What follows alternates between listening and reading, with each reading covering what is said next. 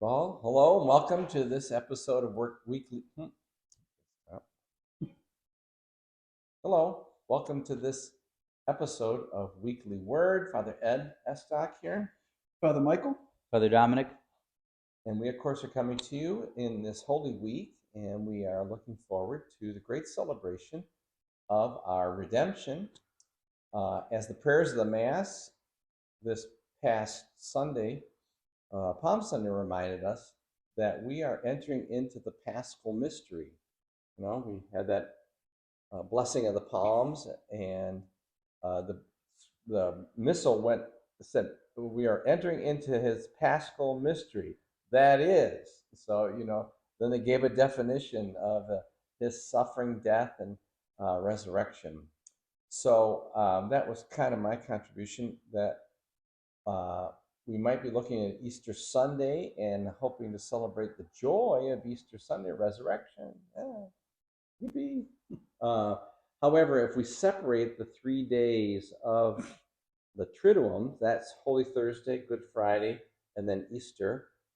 If we separate that in our theology, then we probably are not benefiting from the mystery, the Paschal mystery in our life. So The full Paschal mystery being the life, death, and resurrection of Jesus. It's a package deal. It all comes together, and it is all important.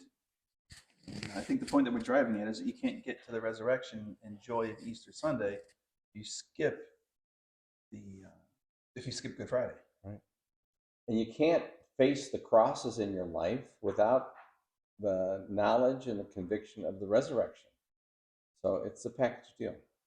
Yeah, I think of we this past weekend at St. Albert had the Answer, which was a musical on the life or on the Paschal mystery, basically, and it's I guess in the past like year or two I've seen that's probably my third uh,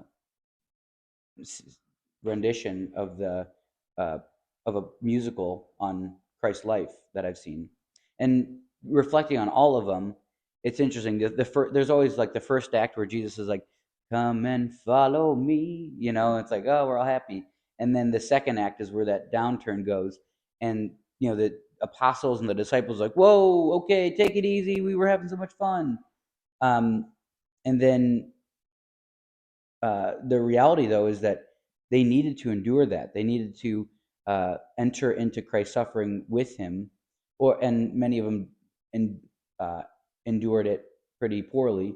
But in finally reconciling with Christ's death and mourning and suffering, that was how they were able to encounter Christ's resurrection and joy. Mm-hmm. And the unique challenge for us, perhaps, Father Ed, you were alluding to this, is that we live in the first world, and in America, it's easy to skip the Good Fridays of our life. We can really easily avoid or numb the pain, and we just avoid it. And so when we do experience even just a little bit of pain or discomfort or inconvenience, just difficulty in life, whatever form it takes, we get derailed pretty easily instead of embracing that, trying to unite it to the suffering of Christ, seeing our joining in all of the Paschal mystery and suffering well, suffering with patience, not I can't think of the term, but you like enjoy and want pain, Masochistic, right? Not in that kind of sense. Obviously, you don't want to feel that way, but to willingly bear that cross in imitation of Jesus as best and as faithfully as we can. I think that's a message I said a lot, even before I came to this parish during the COVID era. It was like nobody's having any fun with this. Nobody likes this. This is certainly not ideal, but we were born into this time, and God knew that we would have to live through 2020, right? And so let's do it as patiently and faithfully as we can, not because we enjoy what's going on, but because we've been asked to do it faithfully. Right. Yeah, I think this is maybe a holistic, if you will, or an entire package. I mentioned some of the younger priests more recently formed than I was. They have come out of the seminary with a clear understanding that Catholicism is a both and system, but a mystery and a reality.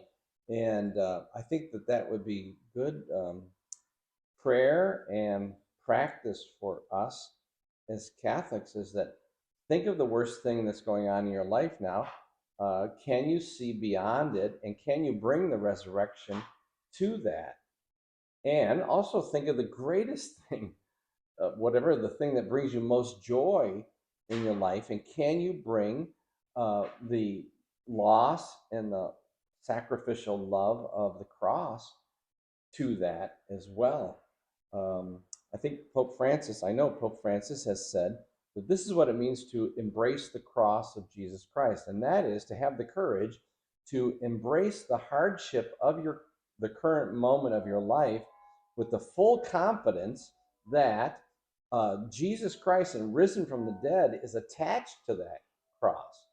So you're not just gutting it out, or toughing it out, or putting up with all the crosses in your life, but you are uniting yourself with the resurrected Jesus at this moment of suffering. So I think it's a good plan.